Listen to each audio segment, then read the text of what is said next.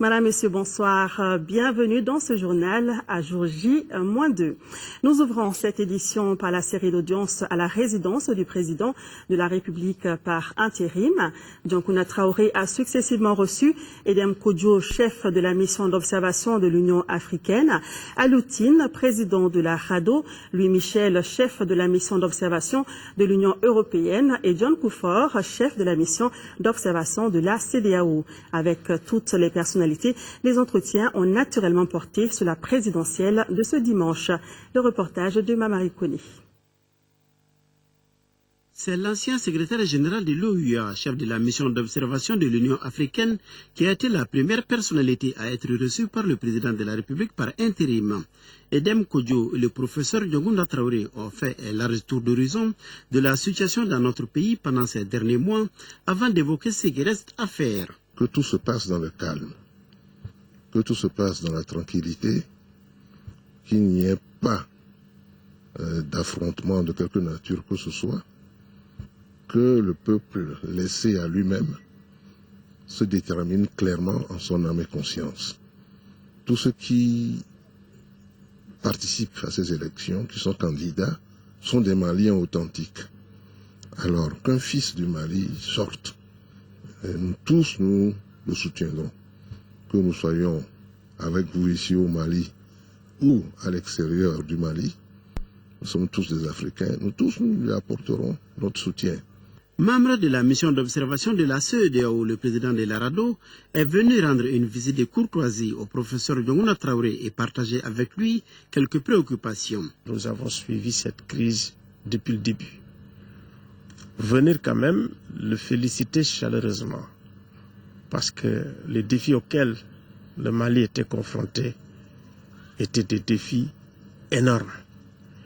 Et lui dire effectivement, en tant que citoyen de l'Afrique de l'Ouest, la crise du Mali est une crise de l'Afrique de l'Ouest au Mali. Il y a tous les ingrédients.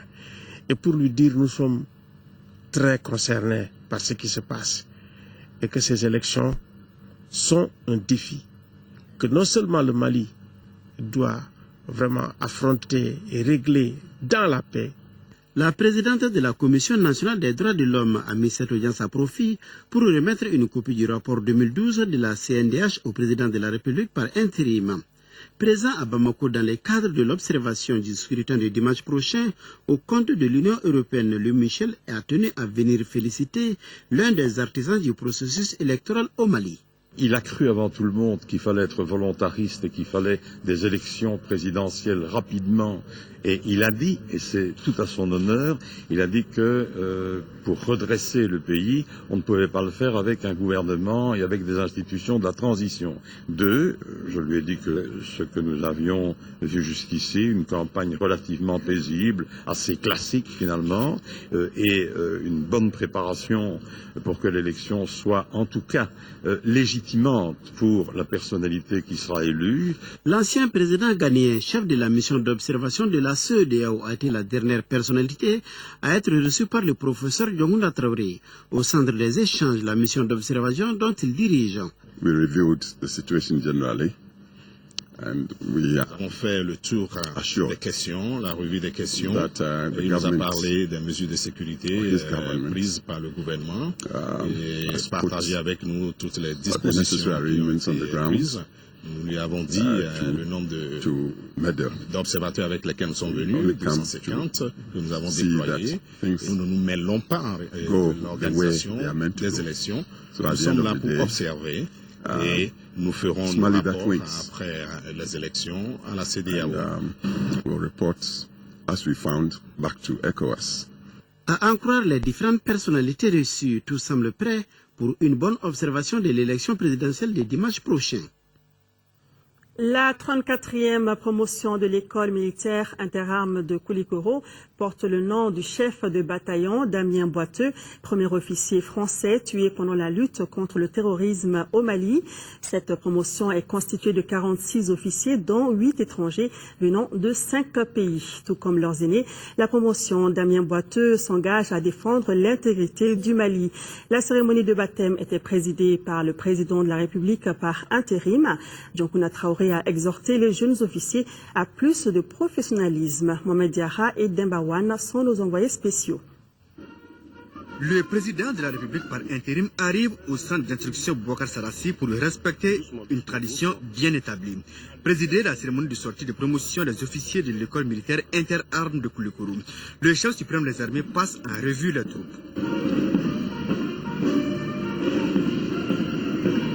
Le décor planté, les héros du jour se mettent en ordre de bataille. Il s'agit bien de la 34e promotion de l'EMIA. La promotion porte le nom du chef de bataillon Damien Boiteux.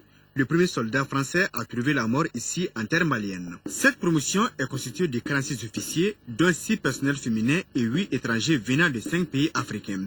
Le moment solennel, c'est tout d'abord la prise des sabres. Elle marque la voie au commandement. Ensuite, la remise des épaulettes qui symbolisent la fin de la vie d'élève officier et l'aptitude à exercer un emploi. Et enfin, la prestation des serments. L'acte par lequel le jeune officier se met au service de la nation, de la patrie et s'engage pour le succès des armes. La cérémonie de cette année intervient à un moment crucial de notre histoire militaire, puisque, vous le savez, les derniers événements nous ont enseigné combien nous étions insuffisamment préparés face aux nouvelles menaces. De nouvelles exigences s'imposent donc aux chefs militaires d'aujourd'hui. Nous avons besoin, vous l'aurez compris, d'officiers professionnels, disciplinés et capables de prendre des risques. Vous y parviendrez en développant un effort continu au plan personnel, vous préparant aux circonstances difficiles, parfois tragiques, dans lesquelles vous serez amenés à intervenir. La formation d'officiers confère aux jeunes formés les fondamentaux du cursus de l'officier qui seront les préalables d'un long processus de formation ô combien exaltant dont le sommet demeure les cours de l'école de guerre. Le chef suprême des armées salue la solidarité africaine.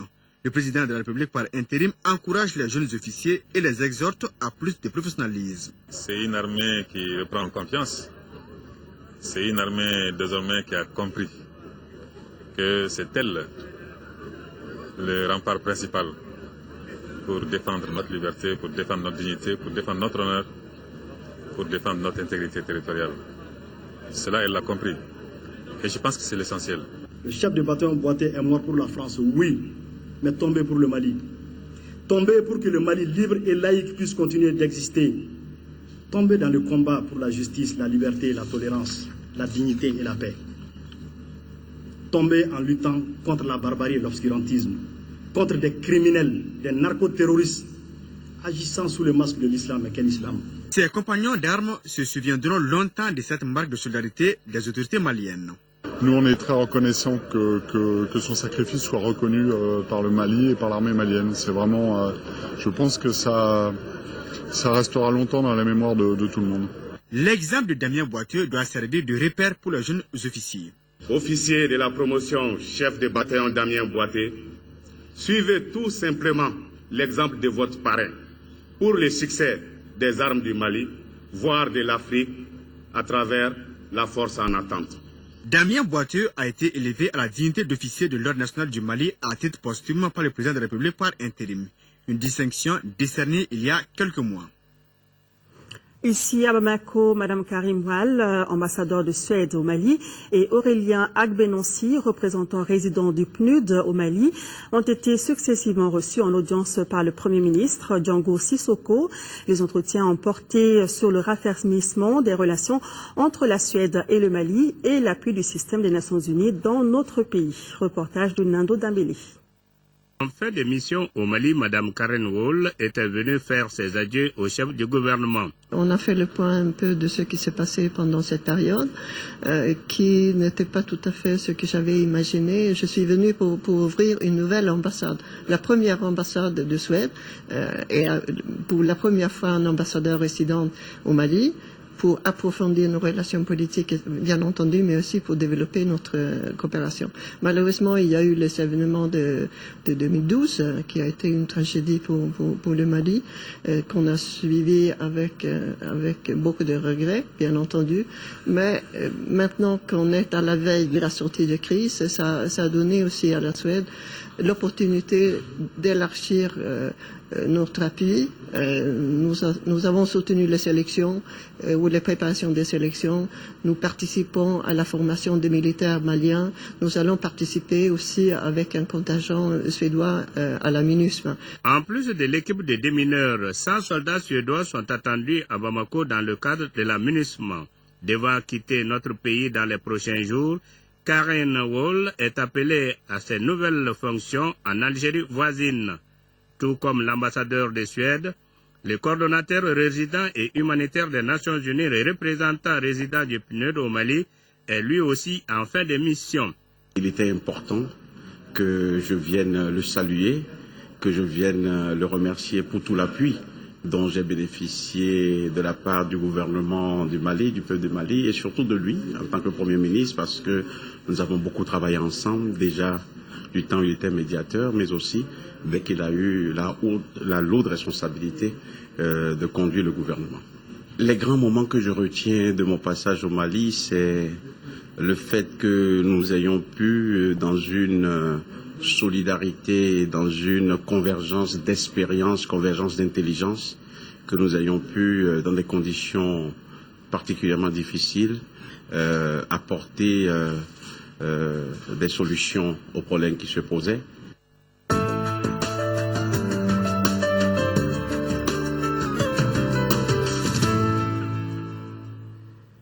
Page élection avec tout d'abord ce communiqué. Le ministre de l'administration territoriale invite d'une part les mandataires titulaires des candidats à l'élection présidentielle du 28 juillet à venir retirer leur badge demain, samedi 27 juillet à partir de 10h à la direction générale de l'administration du territoire et d'autre part les mandataires titulaires retardataires à remplir les formalités nécessaires en vue de l'établissement de leur badge.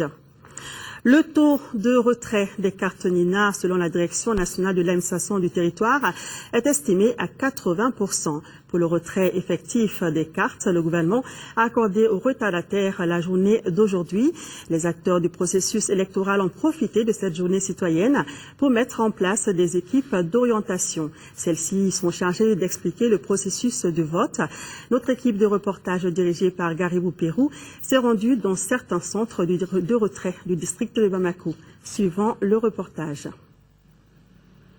Le gouvernement a décrété cette journée de vendredi, journée citoyenne. Chômée sur toute l'étendue du territoire national du Mali, cette journée permet aux retardateurs de procéder au retrait de leur carte NINA. Dans le district de Bamako, cette journée a été mise à profit. Ce matin, de 8h à 10h36, on a donné que 9 cartes. Il nous reste 400 cartes. On trouve vraiment très bien la journée citoyenne. Parce que ça permet vraiment à la population vraiment de venir retirer beaucoup de cartes. Je viens de retrouver tout de suite ma carte au niveau du centre Aminata Diop. Donc ça veut dire que vraiment l'organisation est parfaite. Je pense que le retrait des cartes se déroule bien. Les agents sont en train de faire leur travail correctement. Ensuite, tu viens, tu ne trouves pas de problème, tout est bien organisé. À côté des équipes de remise des cartes NINA, la Direction générale aux élections a mis d'autres dont la mission est d'orienter les électeurs vers leur bureau de vote respectifs. Nous sommes là pour l'orientation des électeurs. Ceux qui ont déjà leur carte NINA, on leur montre leur bureau de vote. Aujourd'hui, je suis venu chercher ma carte NINA et je suis vraiment d'accord et satisfait avec le gouvernement qui a accordé cette journée-là pour nous aujourd'hui. On n'a eu que 82%. Les 18%, jusqu'à présent, on n'a pas eu. La journée citoyenne, c'est aussi des séances de formation à l'endroit des agents électoraux. Il s'agit d'expliquer aux acteurs tous les processus du vote. Je suis là pour mener des campagnes de sensibilisation, d'information et de communication pour bien imprégner les gens sur l'importance de la carte NINA, le retrait de la carte NINA et comment l'obtient-on. et le processus de vote également. Le processus électoral du dimanche est un test dans l'utilisation du fichier biométrique. Il est maîtrisé dans sa généralité par les électeurs. La date limite de retrait des cartes étant prévue pour demain samedi à minuit et connaissant que le seul document officiel pour voter est la carte Nina, il est utile d'avoir ces documents au plus près de soi si l'on veut vraiment remplir son devoir civique. L'Union européenne renforce sa mission d'observation électorale au Mali. Les 30 agents de la mission d'observation supplémentaires ont regagné aujourd'hui leur lieu d'activité. Le chef de la mission, qui a rencontré les hommes de médias, a rassuré les uns et les autres de la neutralité de ces hommes dans l'accomplissement de leurs tâches. Le reportage de Adama Koudio. Les 30 agents supplémentaires de la mission d'observation de l'Union européenne à l'élection présidentielle du dimanche prochain ont quitté Bamako pour rejoindre leurs localités respectives. Arrivés dans la capitale lundi dernier, les 30 agents s'ajoutent aux 28 autres de la structure qui sont déjà en activité dans notre pays. Les consignes, je les ai données aussi, neutralité, indépendance, objectivité, donc nos observateurs sont formés selon les codes internationaux de l'observation électorale. Donc, je vous ai dit toutes les phases que l'on suivait. On suit en fait tout le processus. C'est pour ça qu'il y a des observateurs long terme qui sont ici déjà depuis un certain temps et des observateurs court terme. Donc, nous couvrons véritablement tous les aspects du processus électoral, depuis la formation des listes, depuis tout ce qui concerne la campagne électorale, la manière de dépouiller, la manière de former les membres des bureaux, toutes ces questions-là sont tenues. Au cours de la conférence de presse qu'a marqué la cérémonie de départ, le chef de la mission a fait des témoignages sur les allégations faites sur la circulation supposée des cartes Nina non personnalisées. Pour lui, Michel, aucune carte non personnalisée n'est en circulation. Une affirmation faite après vérification selon les chefs de mission. 8 millions de ces cartes ont donc été commandées et déduction faite des 6,9 millions d'électeurs identifiés dans le fichier biométrique. Il reste donc 1,1 million de cartes qui se trouvent en France dans les locaux de la société qui les a produites. Ces cartes sont vierges. Elles peuvent difficilement être utilisées car il faudrait non seulement établir de fausses cartes, ce qui est pratiquement impossible avec la biométrie, et il faudrait en même temps truquer les listes électorales, ce qui semble peu probable. Je voulais apporter cette information. Pour une élection transparente et apaisée, la mission compte mobiliser une centaine d'observateurs dans 5 régions du Mali et les districts de Bamako. Notons que c'est la première fois qu'une mission d'observation électorale de l'UE est déployée au Mali. Et à suivre après ce journal l'intégralité de ce point de presse de Louis Michel. Nous recevons tout de suite notre invité du jour, Monsieur Bassili Koulibaly, directeur général de l'administration du territoire. Monsieur Koulibaly, bonsoir. Bonsoir. Merci d'avoir accepté notre invitation. Alors nous sommes à jour J-2. Et pour faciliter le vote aux citoyens, vous avez prévu notamment un schéma d'orientation des électeurs. En quoi consiste justement ce schéma d'orientation? Merci bien pour m'avoir donné l'occasion justement d'expliquer aux électeurs ce schéma qui a été prévu. Et ce schéma comporte à peu près 5 volets. Le premier volet, comme vous le savez, ça c'est une disposition légale de la loi électorale qui stipule que les listes électorales doivent être affichées 7 jours avant le scrutin.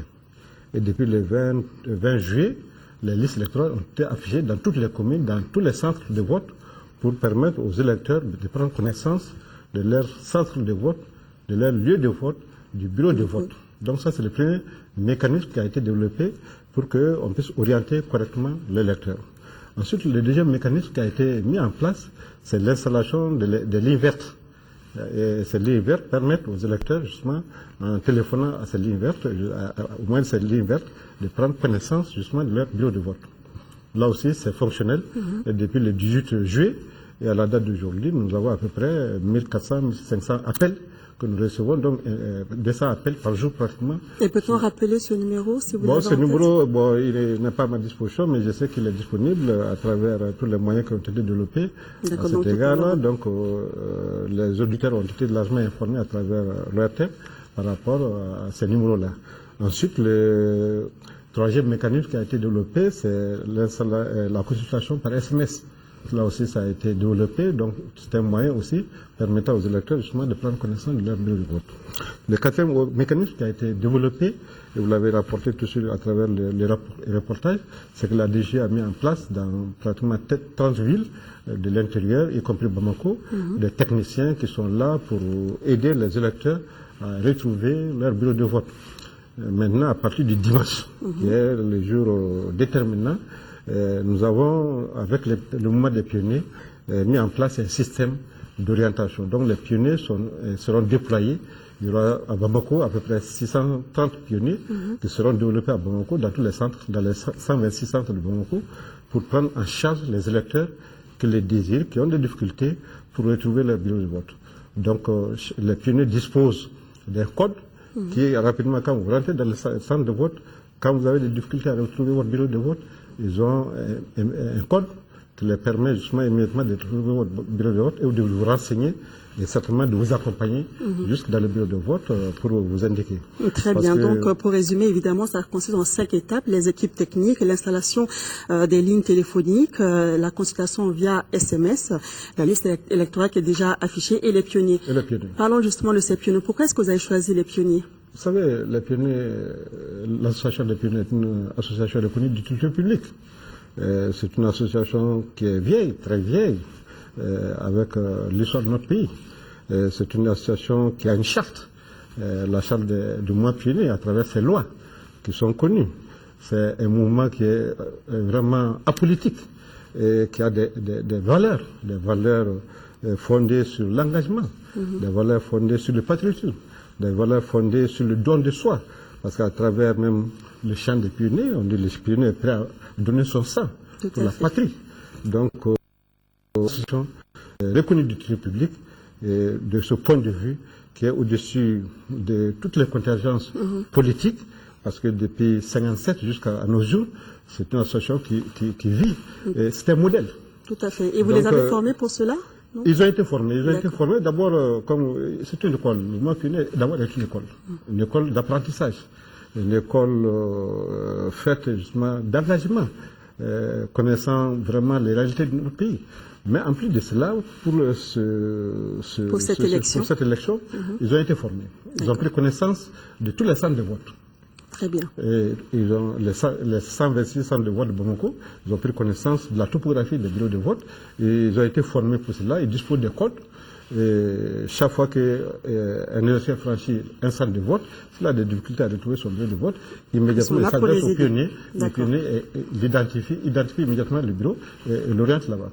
Très bien, il peut l'orienter et il y a des signes. Vous connaissez le mouvement pionnier, il dispose des signes. Ils ont même dans leur mouvement des guides. Donc en ce moment, c'est une association vraiment qui est apte justement à assumer cette mission. Ce mécanisme est développé à Bamako, mais il est développé aussi dans les centres, dans les principales villes de l'intérieur, c'est-à-dire Ségou, Sigasso, Kaï, Mopti. Et il a été demandé à tous les gouverneurs de région justement de mettre en mouvement ces mouvements pionniers dans les grands centres, parce que nous avons dit qu'encore une fois de plus que dans les villages et les quartiers de l'intérieur, pratiquement il n'y a pas de difficulté pour l'électeur de retrouver son bureau de vote. Donc à ce niveau-là, les principales difficultés peuvent se poser uniquement dans les grands centres urbains, Bamako, Ségou, Sigasso. Tout à fait, d'où les pionniers pour aider donc les électeurs. Alors nous votons encore une nouvelle fois avec le bulletin unique. Quelle est la procédure de vote avec ce bulletin? Bon, je pense que l'électeur malien est bien informé de la procédure de vote, mais il est important qu'on rappelle encore une fois de plus que c'est au moins de la carte Nina que l'électeur franchit le bureau de vote. L'électeur se fait identifier par la carte Nina. Sans la carte Nina, personne ne peut rentrer dans les bureaux de vote. On ne peut pas rentrer ni avec la photocopie d'une carte, on ne peut pas rentrer avec la carte d'une autre personne, uniquement votre propre carte. Et si vous faites violer ces dispositions, les forces de l'ordre vous mettront, prendront des dispositions pour vous mettre hors d'état de nuire. Parce que là aussi, il faut que l'on soit clair et net. Personne ne peut franchir le bureau de vote avec la carte Nina d'autrui. Donc, c'est quand l'électeur franchira la porte du bureau, il va prendre connaissance des bulletins, il prend le bulletin il est unique, où il y a la photo de tous les candidats, avec un casier. Donc, après avoir pris le bulletin, il trempe l'index droit dans l'encre rigide. Et quand il trempe l'index droit dans l'encre rigide, il prend son bulletin, il va dans l'isoloir. Dans l'isoloir, il va mettre son doigt dans les casiers réservés à son candidat.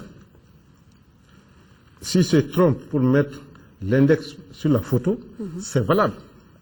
Donc, mais ce qui est demandé, c'est essentiellement dans les casiers blancs, où le nom du candidat est fixé.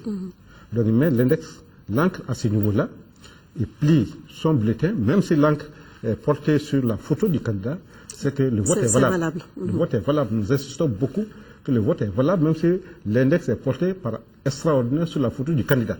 D'accord. Donc, après avoir plié le bulletin, il vient cette fois-ci au niveau de l'urne, il met son bulletin dans l'urne.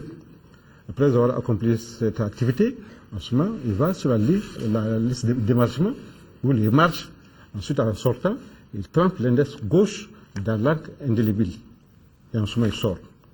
Et à la matière, c'est une expérience qui est là dans notre pays depuis 2002, parce que depuis 2002, nous votons avec le bulletin unique. Nous avons fait plusieurs votes au moyen du bulletin unique, que ce soit les votes présidentiels, que ce soit les législatives, que ce soit les communales, que ce soit les élections partielles.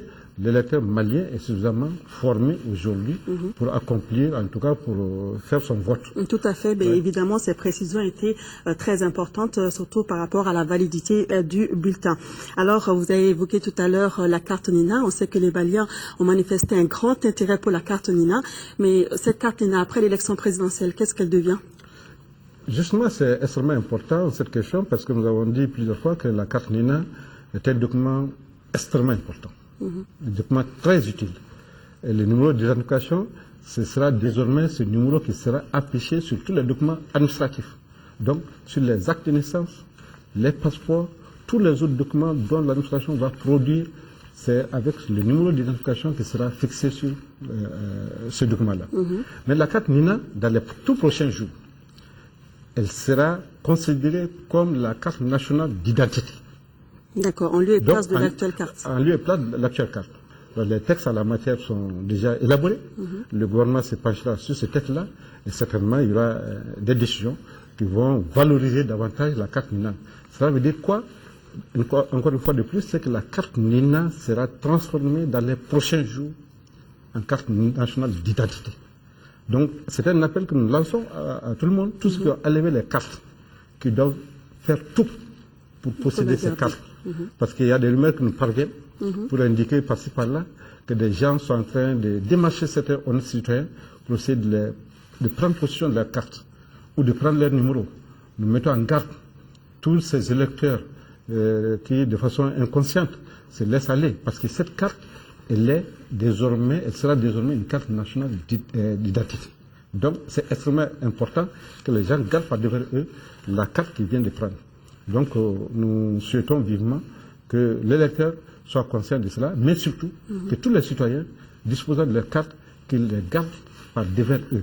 La carte n'est pas cessible. Elle n'est pas cessible. C'est un document très important. Il faudrait que, personnel. Il est personnel. Et il faudrait que les gens vraiment prennent soin suffisamment de ça et ne pas donner ça à n'importe qui. Voilà, donc moi je pense que c'était très important de préciser tous ces aspects. La carte Nina sera donc considérée comme une carte nationale d'identité, donc à conserver avec beaucoup de soin. Évidemment, pour ceux qui n'ont pas encore la carte, le recensement va continuer pour leur procurer une carte Nina. C'est bien cela? Bon, ceux qui n'ont pas été enrôlés, bien sûr, le RAVEC est une opération pérenne. C'est qu'après les élections, ils peuvent continuer à aller dans les communes où nous avons le dispositif qui est là pour les permettre de s'enrôler et de produire la carte Nina dans les prochaines semaines ou les prochains mois. Donc c'est une opération pérenne et ça va continuer. Ça va continuer parce que c'est un système qui est là. Désormais, l'administration malienne utilisera essentiellement les numéros Nina pour dans le cadre de l'élaboration des documents administratifs. Voilà. En tout cas, merci beaucoup, Monsieur Koulibaly, pour toutes ces précisions qui étaient très, très importantes pour le citoyen malien. Nous vous remercions d'avoir été sur notre plateau. Merci d'être venu. Et je rappelle que vous êtes le directeur général de l'administration du territoire. Et nous poursuivons cette page élection avec ces deux communiqués. Le gouverneur du district de Bamako porte à la connaissance de l'ensemble des électeurs du district qu'afin de leur faciliter un accès facile à leur bureau de vote, des agents composés essentiellement de pionniers, on en a parlé il y a juste un instant, seront prédisposés à l'entrée de tous les centres de vote retenus au niveau des 6 communes, ainsi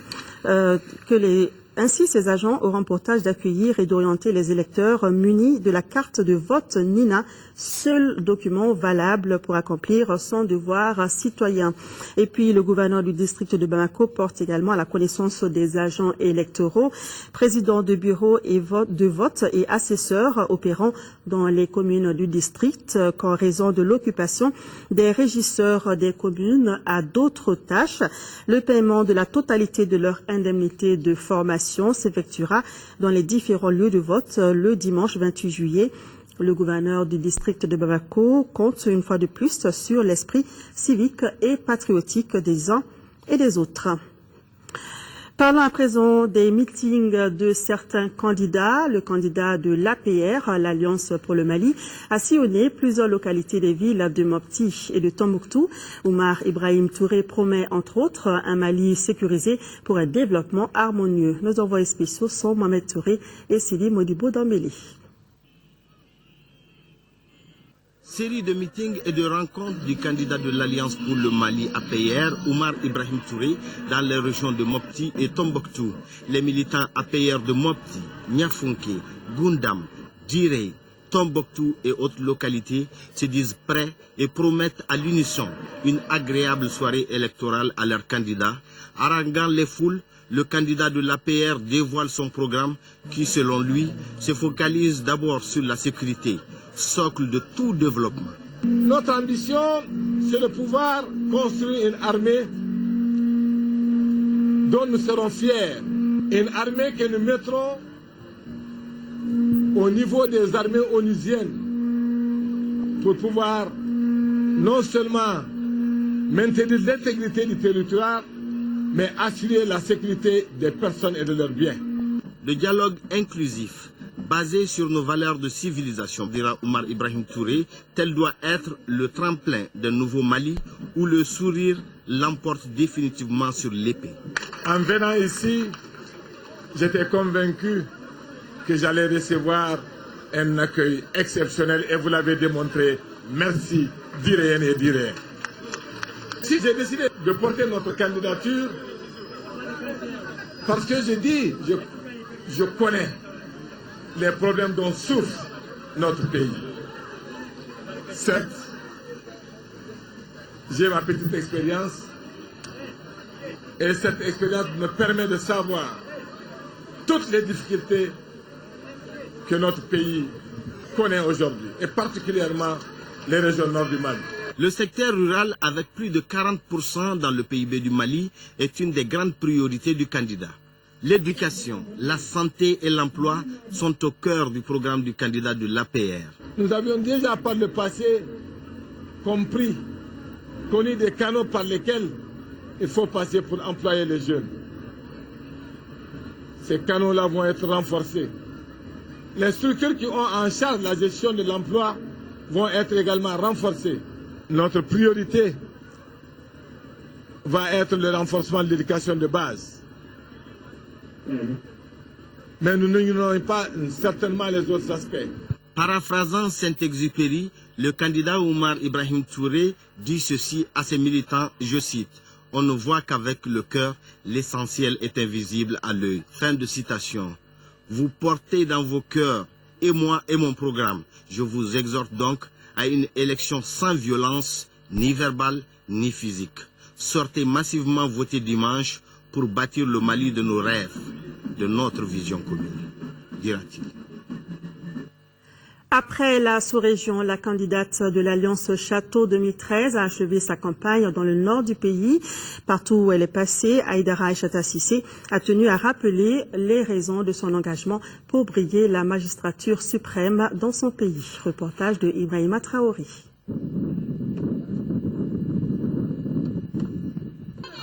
Haïdara Aïchata Cissé est la seule femme des 27 candidats engagés dans la conquête de Koulouba. Elle vient d'achever sa campagne dans le nord du pays en allant à la rencontre de ses militants.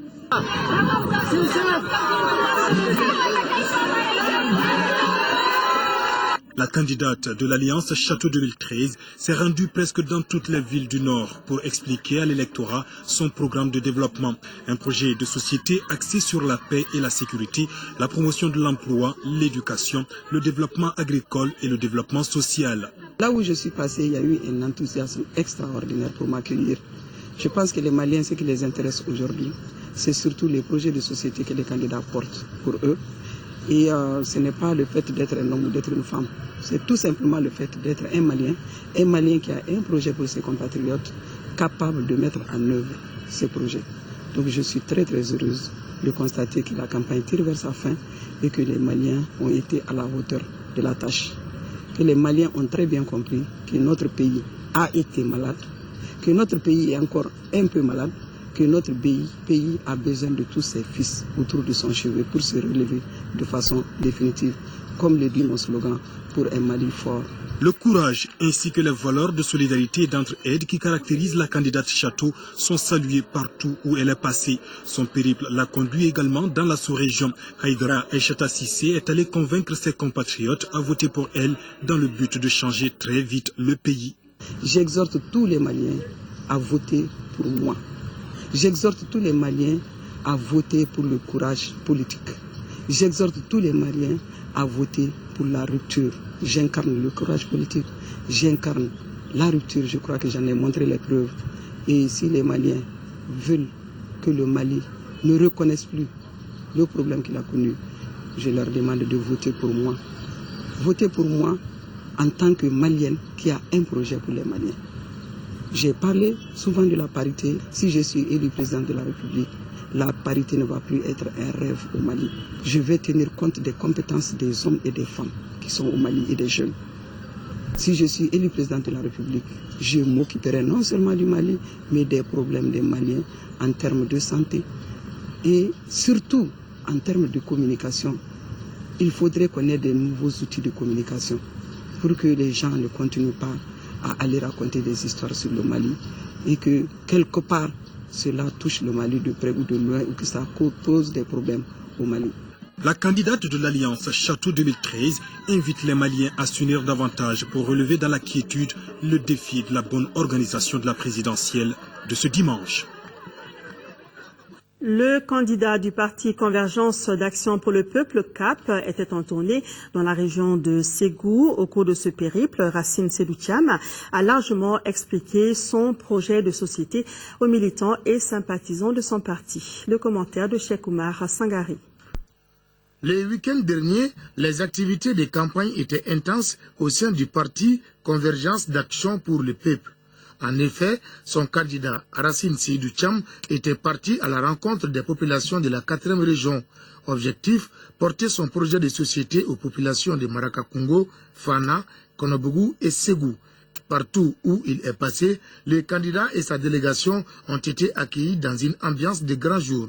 À Marakakungo, première étape de la visite, les populations ont rassuré le candidat de leur adhésion à son projet de société. La localité de Fana a été la deuxième étape de ce périple. Ici, comme à Marakakungo, ce sont des militants engagés et confiants que Racine Sédou-Thiam a rencontrés. L'étape de Fana a été marquée par des visites de courtoisie dans certaines familles. À Barawili, c'est en famille que le candidat, accompagné de son épouse Bintanjai, native de la localité, a été accueilli. Pour l'occasion, la place publique était noire de monde. Le secrétaire général de la Convergence d'Action pour le Peuple, Demba Traoré, a parlé de la vie du parti avant d'exhorter les militants à sortir massivement pour soutenir leurs candidats le jour du vote. Tour à tour, plusieurs membres de la délégation se sont adressés au public. Le candidat Cham, quant à lui, il a d'abord salué la grande mobilisation de la population de Baraouli. Il s'est ensuite adressé à ses militants en ces termes, je cite, « Je constate que tout est prioritaire aujourd'hui au Mali. Je trouve que le Mali est un chantier où tout est à construire ou à refaire. » Fin de citation. Le candidat s'est aussi entretenu avec les populations du village de Zambougou. La tournée s'est achevée par une rencontre avec les membres de la Convergence d'Action pour le Peuple dans la cité de Balanza. Ont aussi pris part à cette rencontre les représentants des associations et organisations de jeunes qui soutiennent le parti. Partout où il est passé, Racine Seydou Thiam a expliqué aux militants et sympathisants les raisons de sa candidature. Il ambitionne d'offrir à tous les Maliens l'accès aux soins de santé gratuits à travers son projet de couverture sanitaire universelle et création de plusieurs hôpitaux de référence. Aussi, la mécanisation de l'agriculture par des financements conséquents et l'accès à l'eau potable. C'est la ville de Koutiala que le candidat de la Convergence pour le développement du Mali, CODEM, Ousseini Guindo, a choisi pour son dernier meeting, une campagne que le candidat juge enrichissante. Le commentaire de Sékou Konaté. C'est dans une ferveur populaire que le candidat de la Convergence pour le développement du Mali, CODEM, a été accueilli à son arrivée dans la capitale de l'or blanc, Koutiala. Concert de klaxons de moto, un beau monde sur le terrain rouge de Koutiala, animé par les cantatrices de la localité. Et c'est là que le candidat Ousseini Guindo a décidé de tenir son dernier grand meeting pour boucler une campagne électorale qu'il apprécie. Je remercie tous les Maliens en réalité qui nous ont fait confiance et qui nous accompagnent pour cette élection. Cette campagne n'a fait que renforcer davantage notre parti. Cette campagne a montré encore une fois à tous ceux qui croyaient encore que la CODEM était un petit parti. Et désormais, nous avons en tout cas un ressort puissant. L'occasion était donc bonne pour rappeler quelques éléments clés de sa vision pour le Mali. Une vision qui s'articule autour de la refondation de l'école, de l'armée, de la relance de l'économie, pour redonner au Mali ce qui doit être sa place dans le concert des nations. L'atteinte de ces objectifs passe, selon le candidat, par le vote utile. C'est de dire en fait aux Maliens que de ne pas se tromper de choix. Quelqu'un qui n'a jamais géré, quand il promet quelque chose, je pense que ça peut susciter l'espoir, ça doit susciter l'espoir.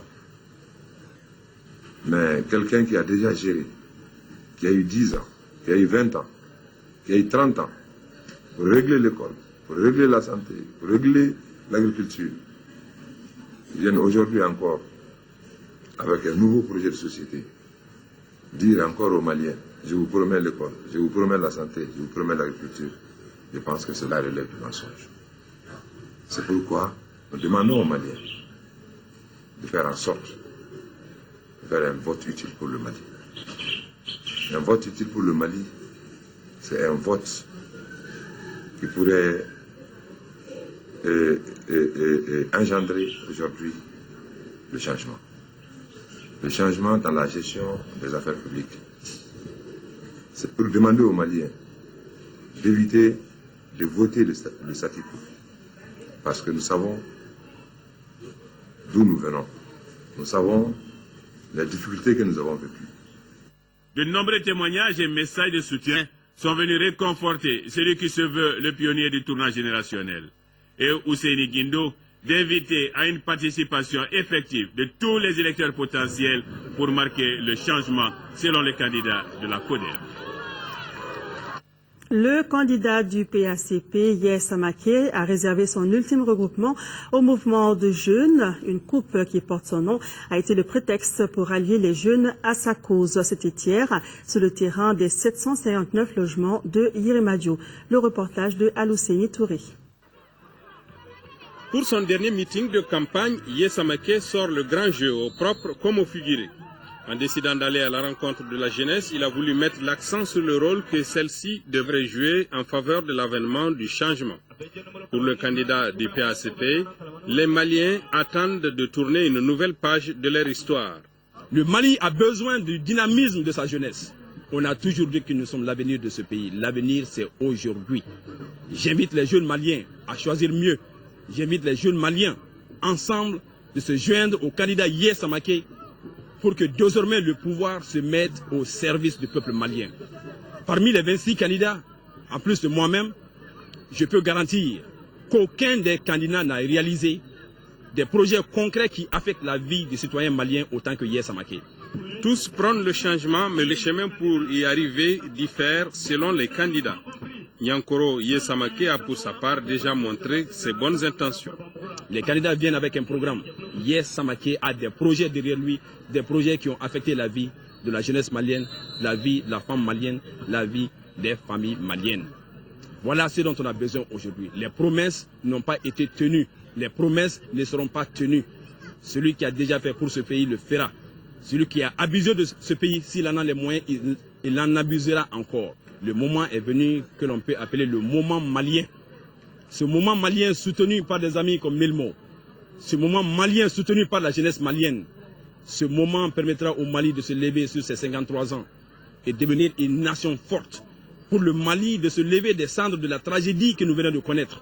Pour devenir une nation forte, une nation qui s'occupe de ses enfants, une nation qui a de l'autorité, mais une nation qui s'impose sur la scène politique nationale, internationale. Il faut en finir avec les discours et poser des actes. Le candidat du PACP est un homme engagé et volontaire. Aujourd'hui, les théories ne marchent plus. Pour l'école, je l'ai dit, je suis le seul à nourrir l'idée qu'il faut une université dans chaque région du Mali. Je suis de ceux qui pensent que le Mali ne doit plus permettre au drainage de tous les cerveaux vers Bamako. Les autres régions en ont besoin. Je suis le seul qui pense que le financement direct et individuel de l'éducation est de mise au Mali. Les universités ne sont plus redevables au peuple malien. Les universités ne donnent plus de résultats. Alors il faut changer cela. Il faut faire en sorte que les infrastructures scolaires sont rapprochées aux populations.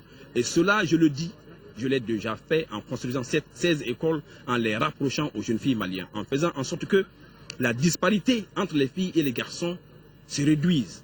À l'instar de ces jeunes qui, au bout d'un long match de football, savourent leur victoire, Nyankoro Yessa Maké aura travaillé dur jusqu'à la dernière minute. Verdict dans les urnes ce dimanche 28 juillet. Le Parti citoyen pour le renouveau PCR a organisé son meeting à Nyono. Ousmane Ben Fana Traoré a expliqué aux militants son projet de société. Le commentaire est de Garibou Pérou.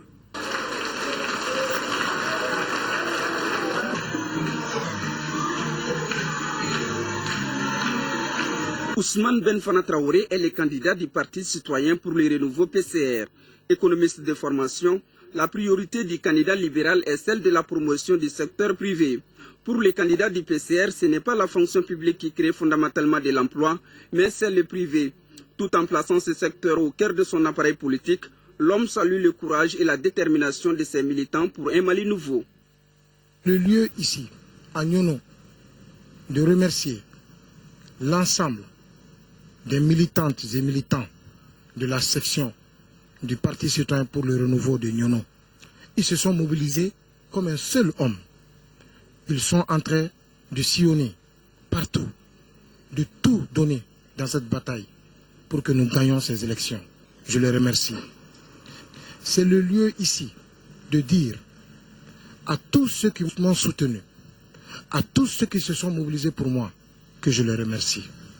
Je lance également un appel à mes promotionnaires, à ma famille, à mes amis, à tous ceux qui me connaissent, à l'ensemble des Maliens, de voter pour moi.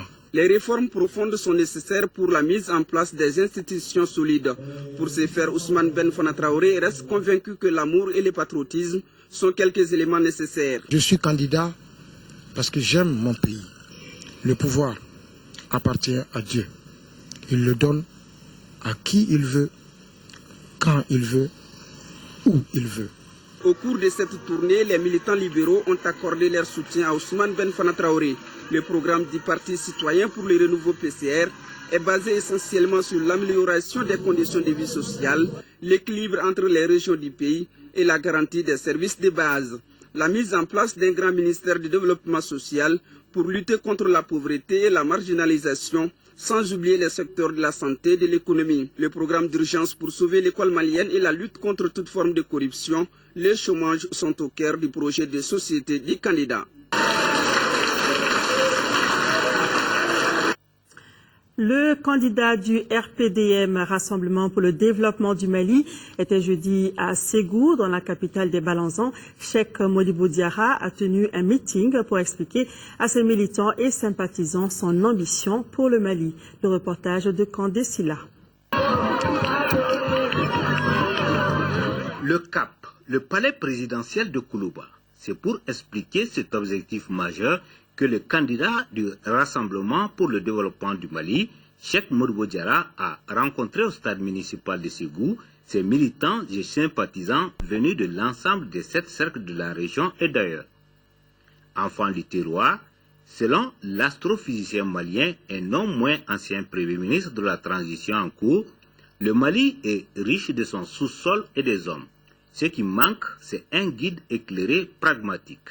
La vision de Cheikh Modibo Diarra est de bâtir une société égalitaire à travers des secteurs fiables et viables comme l'agriculture. Je veux créer une armée formidable qui va assurer la sécurité de tous les citoyens et l'intégrité du territoire en permanence. Et dans ce climat apaisé maintenant, inviter mes compatriotes à travailler d'arrache-pied en comptant d'abord sur nos propres ressources, où toute aide qui viendrait de l'extérieur ne serait qu'un appoint dont le manque, n'est-ce pas, ne tarderait pas nos projets, à mettre en chantier des projets pour pouvoir maintenant donner la sécurité alimentaire à tous nos concitoyens, nous assurer que nos concitoyens ont accès à des soins de santé, mais mieux que ça, que la prévention des maladies, une politique, n'est-ce pas, publique de santé, axée sur la prévention, surtout en ce qui concerne les maladies chroniques telles que le diabète et la tension, ce qu'on appelle l'hypertension, n'est-ce pas? Et en même temps, se tourner vers le problème le plus difficile, qui est le problème de l'éducation. Et en ce moment, je pense que nous avons beaucoup plus de chance en réorientant notre école. Dans le cadre de la mise en œuvre de son projet de société, le candidat du RPDM a une expertise et des solutions toutes trouvées et avérées. Le projet que je leur propose, ce sont des éléments de projets qui ont été testés ces 13 dernières années. Avant même que je ne sache que je rentrais dans la politique, à travers ma fondation, j'ai eu à tester beaucoup de ces projets et de les étaler maintenant à une plus grande échelle au niveau du pays. Aussi, son expérience passée à la tête du gouvernement plaide en sa faveur. Grâce à la transition, les gens ont su au moins que je parle bambara et que je travaille beaucoup et que moi-même je ne touche pas à la chose publique et que je ne laisse pas quelqu'un d'autre toucher à la chose publique lorsqu'elle m'est confiée. Ne serait-ce que ça c'est déjà un pas en avant. Maintenant, mon projet de société est là, il est très très détaillé. Les gens peuvent le regarder et voir qu'il est monté de façon à ce que cela ne puisse pas échouer du tout. Cet espace de communion a été une occasion pour les militants et sympathisants du RPDM de témoigner toute leur confiance à leur candidat pour le rendez-vous de dimanche prochain. Meeting du parti Sadi à Kolondiéba hier. Dr Oumar Mariko ambitionne de moderniser l'agriculture, de relire les contrats miniers et de consolider la paix. Envoyés spéciaux à Kolondiéba, Toumani Diabaté et Moïse Traoré. La rosée et le feuillage de l'hivernage sourient aux candidats du parti Solidarité africaine pour la démocratie et l'indépendance Sadi. Sur un parcours chaotique d'une vingtaine de kilomètres, des militants enthousiasmés accueillent l'enfant du pays. Un cheval blanc et un portrait du candidat ouvrent la procession. Une fois à Kolondiéba, les organisateurs et les services d'ordre ont du mal à frayer un chemin au leader. Le message est livré en une vingtaine de minutes en bambara et en français. Vous avez choisi la dignité en refusant les t-shirts, en refusant les casquettes. Vous devez le matérialiser le 28 juillet par une sortie massive pour choisir le candidat qui a choisi d'être avec le peuple. Pour que l'agriculture de notre pays abandonne enfin les instruments rudimentaires de la boue. Pour qu'enfin notre pays puisse faire en sorte qu'il y ait une maîtrise totale de l'eau, avec le développement, la diffusion des semences qui ont été élaborées, mieux élaborées par nos différents instituts de recherche. L'orateur déplore l'égoïsme au sein de la classe politique où on se déchire pour des postes ministériels mais jamais pour l'implantation d'une usine par exemple. Omar Mariko entend procéder à la relecture des contrats miniers. Les localités qui reçoivent des usines doivent être les premières à en tirer des bénéfices. Une fois au pouvoir, la figure du mouvement démocratique s'attellera à l'instauration d'une paix véritable.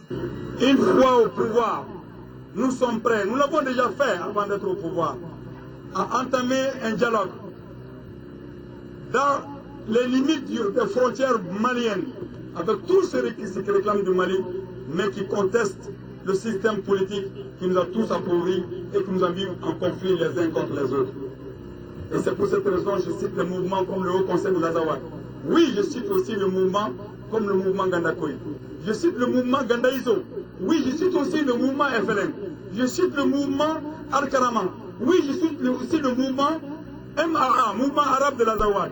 Je cite tous ces mouvements-là pour qu'ensemble, nous puissions, sans aucune peur, avec courage, que l'on se pose la question de savoir qu'est-ce qui nous est arrivé, pourquoi cela nous est arrivé, qu'est-ce que nous devons faire pour l'enterrer aujourd'hui et éviter que cela se passe encore une fois demain. Les préoccupations évoquées par les populations vont de l'équipement de dispensaires à la construction de routes en passant par l'emploi des jeunes. Le candidat de l'Union pour la République et la démocratie URD, Soumaïla Cissé, a mené hier une caravane à travers le district de Bamako, une manifestation qui s'est achevée par un rassemblement des militants du parti sur l'avenue du Mali dans la zone ACI 2000. Le reportage de Soumaïla Berté.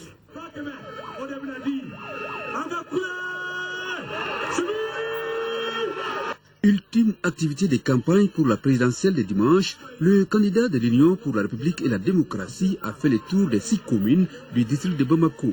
Une caravane qui intervient au terme de 3 semaines de communion avec les pays profonds. Soumaïla Cissé s'est fait une véritable religion sur les besoins réels du Malien lambda. Maliennes et Maliens de toutes les régions, de chaque village, de toutes les communautés, de toutes les sensibilités.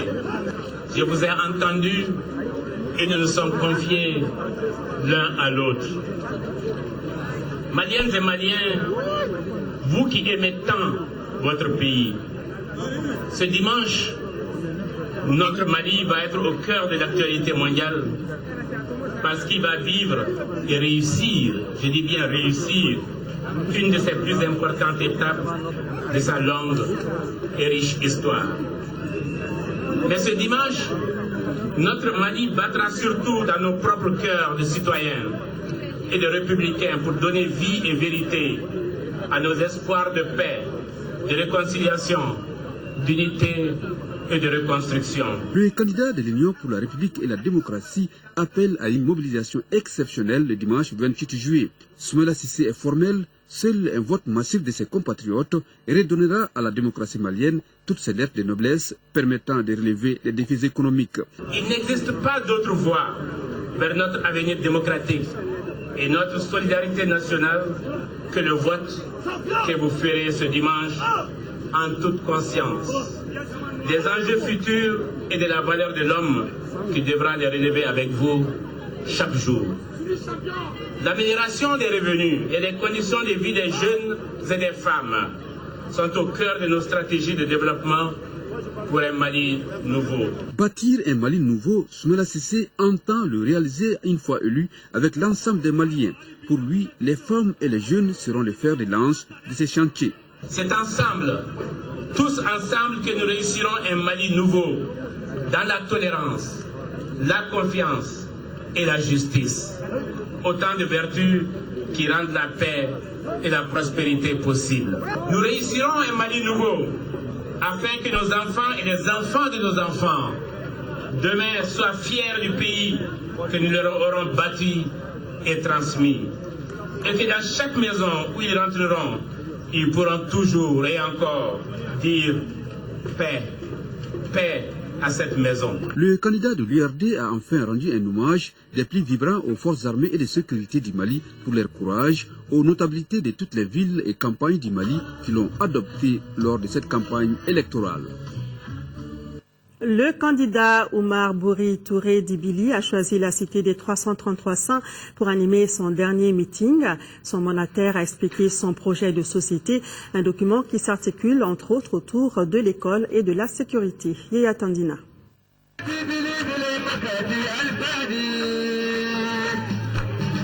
Ils sont sortis massivement, les amis et sympathisants du candidat indépendant Oumar Bouri Touré Dibili. L'absence de l'intéressé sur les lieux n'a rien entaché la détermination de ses supporters politiques. Pour M. Bili, en décidant d'être candidat à l'élection présidentielle, le natif de la région de Tombouctou, précisément de Goundam, a une seule ambition, bâtir un Mali nouveau. Selon son mandataire, pour concrétiser cette ambition, le candidat s'est fixé 5 objectifs prioritaires qui constituent le pilier de son projet de société. Remettre sans délai le Mali au travail. 2. Bâtir un État fort et un État juste. 3. Refaire de l'école un lieu de formation du citoyen. 4. Et un lieu privilégié d'acquisition du savoir. 4. Assurer la sécurité des Maliens de l'intérieur et de l'extérieur. 5. Réaliser une véritable révolution agraire. Comme c'est le suffrage dont il sera question, nous venons le chercher auprès de vous, avec toute la courtoisie que cela requiert. C'est pour tout ce qui précède que nous vous demandons de nous faire confiance et de nous accorder votre suffrage en votant massivement Oumar Bouri Touré Dibili. Dans moins de 3 jours, le peuple malien portera son choix sur l'homme qui aura la charge de conduire sa destinée. Pour les jeunes du groupement d'action démocratique, Oumar Bouri Touré est celui qui peut assurer à notre pays la stabilité dont il a besoin. Au moment où le Mali est dans une période critique, au moment où le Mali a plus besoin de vous, au moment où le Mali a besoin vraiment d'une personne idéale pour pouvoir faire avancer le pays, pour pouvoir relancer l'économie du pays, également faire relever le pays sur ses 2 pieds. Ici, les artistes sont également acquis à la cause de Bili pour le voir un jour à Koulouba, et ces derniers sont prêts à le soutenir et à le servir.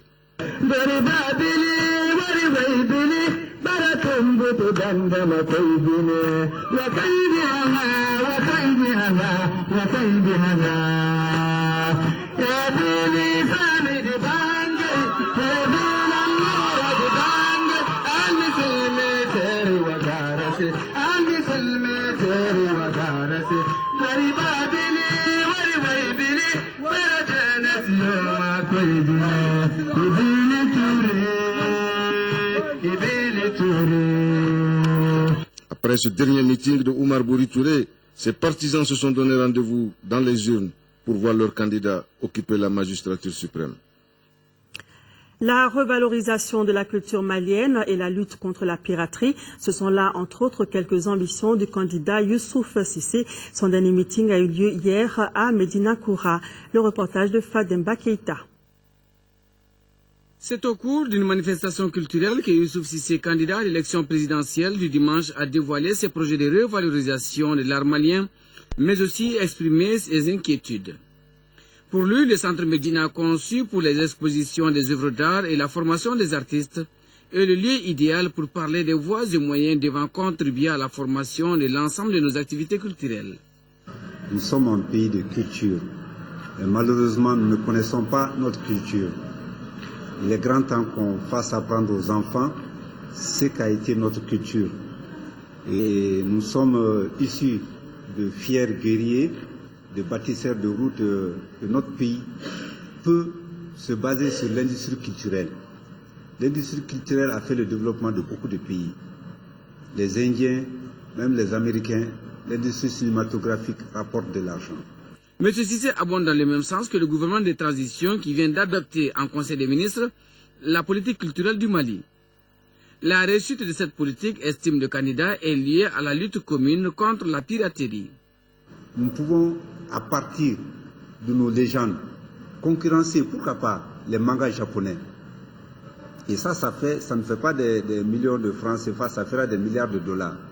Parce qu'actuellement, d'une manière générale, les gens sont en manque d'inspiration. Nous, on n'a même pas commencé. Je suis étonné qu'on n'ait pas produit de grands films concernant Sundiata, concernant Babemba, etc., etc. À l'instar des films qu'on nous a fait voir quand on était jeunes, tels que le Cid, Bénir et autres. Un État a les moyens de faire ça. Donc si on vient d'adopter la politique culturelle, je suis sûr que c'est une bonne chose pour les artistes. Le futur président, affirme le candidat indépendant, doit travailler avec dévouement pour sa patrie. Il faut qu'on arrête les piratages. Quelqu'un qui pirate une œuvre d'art empêche l'artiste de vivre. Et il n'est pas loin du voleur de grands chemins qui fracasse la tête des gens pour pouvoir avoir les Jakarta et vendre à bas prix. C'est la même chose. Il faudrait que nous aussi, qu'on soit un tout petit peu à la hauteur, que l'on suive le mouvement général de lutte contre la piraterie, parce qu'il est multiforme. Il y a des textes qui protègent les artistes. Chaque édifice qui reçoit la visite du public, même les hôpitaux, doit en principe avoir des œuvres d'art d'artistes africains. Ce pays jadis de culture doit œuvrer pour que les traditions léguées par nos ancêtres ne soient pas un triste souvenir, a conclu le candidat. Youssouf Cissé entend mener la lutte contre l'extinction progressive de nos valeurs culturelles dès qu'il sera élu président de la République du Mali. La campagne présidentielle prend fin ce soir à 0h. À cette occasion, le président de la Commission électorale nationale indépendante s'adresse aux candidats en lice. Ses propos portent sur le respect strict de cette échéance par les candidats et leurs militants. Mamadou Diamoutani est au micro de Alousseni Touré. Le samedi 6 juillet 2013, je me suis permis de m'adresser à vous au nom de la Commission électorale nationale indépendante, CENI, à l'occasion de l'ouverture de la campagne électorale pour, d'une part, vous féliciter pour la validation de votre candidature à l'élection du président de la République par la Cour constitutionnelle et pour vous appeler à une campagne civilisée, d'autre part. Aujourd'hui, à quelques heures de la clôture de la campagne électorale, je voudrais vous exprimer toute la gratitude de la Commission électorale nationale indépendante pour avoir entendu son appel. En effet, vous avez su mener pendant 21 jours une campagne empreinte de respect mutuel. Madame et Messieurs les candidats, conformément à la loi électorale, la campagne électorale pour le scrutin du 28 juillet 2013 prend fin ce vendredi 28 juillet 2013 à minuit. La CENI s'est comptée sur vous pour le respect strict de ce délai légal. Elle espère que, comme vous, vos militants et sympathisants respecteront également cette disposition. La Commission électorale nationale indépendante, pour l'élection du 28 juillet 2013, a accrédité 5790 observateurs électoraux, dont 1886 internationaux. Elle ne ménagera aucun effort pour que cette élection soit la plus transparente possible. Elle compte également sur vous et sur l'ensemble des électeurs pour faire du vote du 28 juillet 2013 une véritable occasion de sortie de crise. Je vous souhaite bonne chance. Que Dieu bénisse le Mali. Je vous remercie pour votre attention. Les observateurs de la francophonie peaufinent leur préparation en vue de superviser l'élection de dimanche.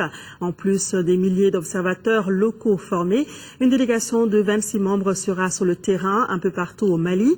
Pour plus de détails, écoutons le chef de la délégation de la francophonie, Hamidou Ould Abdallah, est au micro de Abdul Karim Kaba.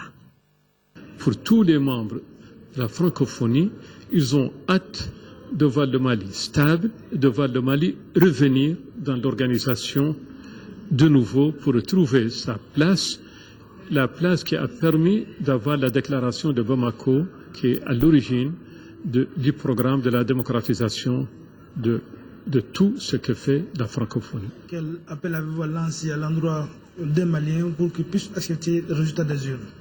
Nous avons des Maliens de haut niveau, des Maliens qui ont été responsables à plusieurs niveaux, y compris président de l'Assemblée, Premier ministre, ministre, toute la palette des responsables.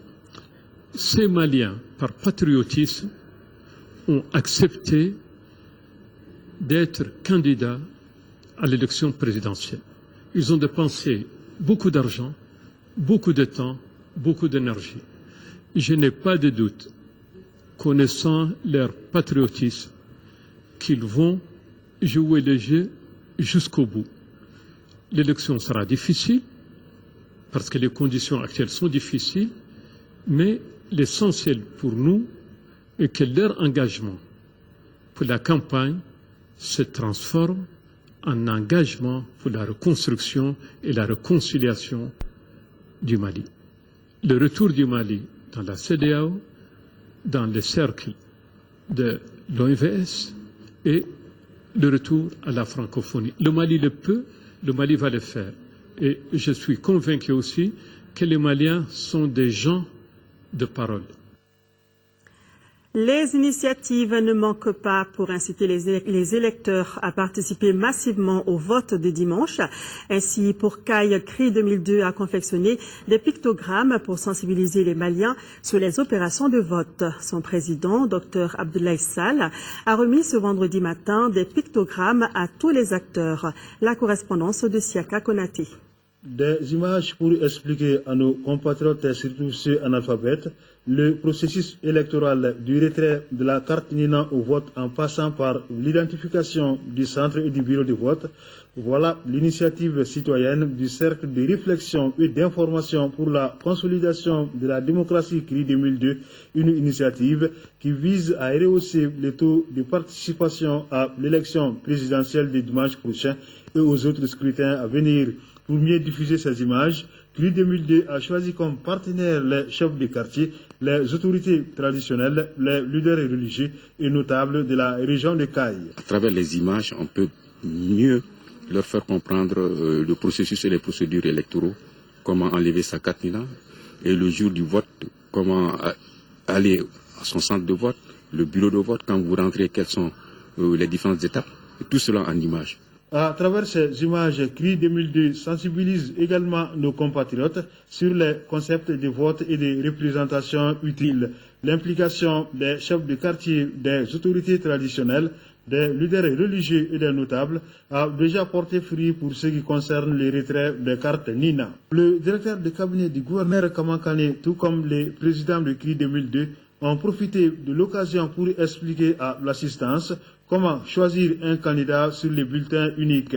On retient essentiellement que l'on doit apposer l'empreinte digitale dans la cage comportant le nom du candidat. Le coordinateur des chefs de quartier Moussa Tangara a salué cette initiative de CRI 2002 avant d'engager les chefs de quartier, les chefs traditionnels, leaders religieux et notables à s'investir pour que la région de CAI ait le plus fort taux de participation. En deuxième région, c'est dans le cercle de Dioïla que le gouverneur de Koulikoro a bouclé sa visite de supervision du processus électoral. Le taux de retrait des cartes Nina à Dioïla est estimé à 84%. Seydou Traoré. Cette dernière étape du périple du chef de l'exécutif régional a permis aux autorités de Dioïla de mesurer une fois de plus la portée du scrutin du 28 juillet aux yeux de l'opinion nationale et internationale. Le gouverneur a d'abord constaté à Marakakongo, Fana et Dioïla la disponibilité des équipes de remise des cartes Nina, échangé avec les acteurs locaux et enfin vérifié à tous les niveaux l'affichage des listes électorales biométriques. Avec les membres de la commission de concertation, le préfet du cercle de Dioïla a fait un bref exposé sur l'état des préparatifs dans son cercle. Au jour d'aujourd'hui, la quasi-totalité du matériel est reçu au niveau cercle. Le matériel lourd a été déjà évacué sur le terrain. Le processus d'acheminement du matériel suit son cours normalement, conformément au chronogramme que nous avons établi. À Dioïla, 187 042 électeurs potentiels sont déjà identifiés pour 609 bureaux de vote.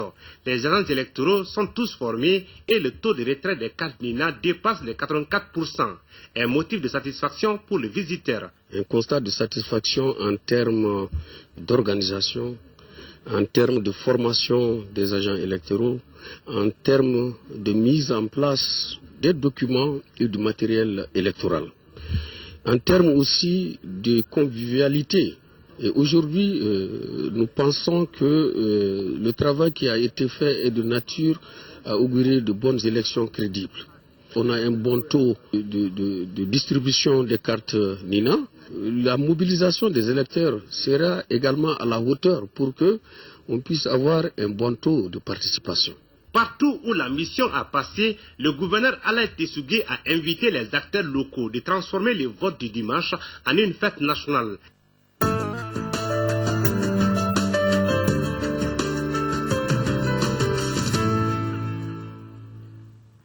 Voilà, la page élection met fin à cette édition. Merci de votre fidélité. Demain, retrouvez Aïssata Ibrahim Maïga dans l'édition de 13h.